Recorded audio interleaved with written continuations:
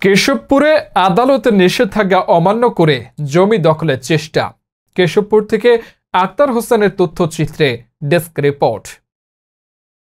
যশোরের কেশবপুর উপজেলার সাগরদাড়ি শেখপুরা গ্রামে আদালতের নিষেধাজ্ঞা ভঙ্গ করে এক ব্যবসায়ীর জমি এক প্রভাবশালী ব্যক্তি ভাড়াটে মাস্তান এনে জোরপূর্বক দখল সহ ঘর নির্মাণের ষড়যন্ত্র চালিয়ে যাচ্ছে বলে অভিযোগ উঠেছে।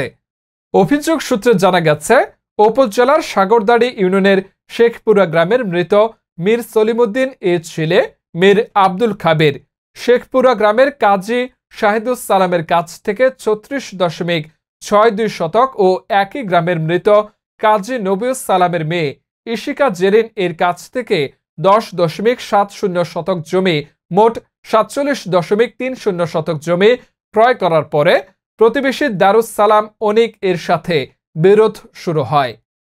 অনেক বাদী হয়ে যশোর বিজ্ঞ অতিরিক্ত জেলা ম্যাজিস্ট্রেট আদালতে ১৪৪ ধারায় মামলা করেন এবং উভয় পক্ষকে জমিতে কোনো ধরনের কাজ না করতে নোটিশ জারি করেন প্রশাসন। কিন্তু শুক্রবার সকালে বাদী দারুস সালাম অনিক নিজেই আদালতের নিষেধাজ্ঞা অমান্য করে জোরপূর্বক কাজী তৌহিদ, শওকত দফাদার, মইলেম দফাদার, মুকসেদ শেখ, রবিউল ফারুক আলী সহ বহিরাগত ২০ থেকে ২৫ জন ভাড়াটে মাস্তান নিয়ে জোরপূর্বক জমিতে ধান কাটা অবস্থায় ঘর নির্মাণ করে জমি দখলের চেষ্টা করেন। পরে ঘটনাস্থলে পুলিশ এসে তাৎক্ষণিক কাজ বন্ধ করেন। এ বিষয়ে দারুস সালাম অনিক বলেন, আদালতে মামলা ১৪৪ ধারা অমান্য করে ঘর নির্মাণ করতে গিয়েছি, এর জবাব আমি আদালতে দেব। জমিটা আমি গত ২২/১০/২০২৪ তারিখ রেজিস্ট্রি হয় আমার নাম। তারপর থেকে ওরা একটা মামলা করছে আদালতে ১৪৪ ধারা। আদালতে মামলা করার পরে ওরা এসে আজকে হঠাৎ করে সকালে এখানে দখল করার জন্য আমলিগের সন্ত্রাসী নিয়ে জোরপূর্বক দখল করার জন্য এতে হামলা করে। এখানে আমলিগের সন্ত্রাস বাহিনী বিভিন্ন দলের লোকজন এসে এখানে জবরদখল করে এটা দখল করার চেষ্টা করে। এখন প্রশাসন এসে, ক্যাম্পের প্রশাসন এসে এটা বাধা দেয়। বাধা দেওয়ার ফলে এটা স্থগিত আছে। কি চাচ্ছেন আপনি? এখন আমি চাই এটা আইনগতভাবে, এটা আমি জমি ক্রয় করেছি মালিকের থেকে, সেই মালিকের কাছ থেকে আমি এটা বুঝে এখনো নিইনি।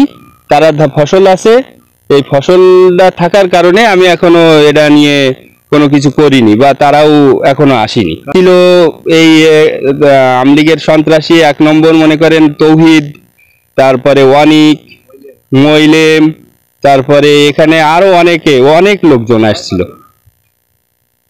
আমার ভাই আমরা মিলিয়ে জমিটা কিনেছি।